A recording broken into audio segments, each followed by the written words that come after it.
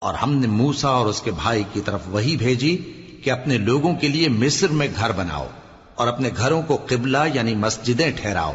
اور نماز قائم کرتے رہو اور مومنوں کو خوشخبری سنا دو۔ اور موسیٰ نے کہا کہ اے ہمارے پروردگار، تو نے فرعون اور اس کے سرداروں کو دنیا کی زندگی میں بارونق ساز و سامان اور مال و زر دے رکھا ہے، اے پروردگار کیا اسی لیے کہ وہ تیرے رستے سے گمراہ کر دیں؟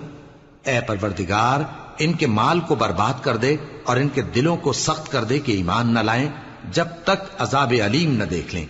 اللہ نے فرمایا کہ تمہاری دعا قبول کر لی گئی تو تم ثابت قدم رہنا اور بے عقلوں کے رستے پر نہ چلنا۔ اور ہم نے بنی اسرائیل کو سمندر سے پار کروایا تو فرعون اور اس کے لشکر نے سرکشی اور زیادتی کرتے ہوئے ان کا تعاقب کیا،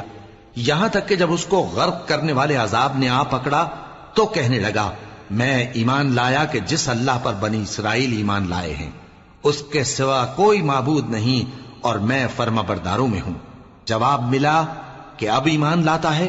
حالانکہ تو پہلے نافرمانی کرتا رہا اور مفسد بنا رہا، تو آج ہم تیرے بدن کو بچا لیں گے تاکہ تو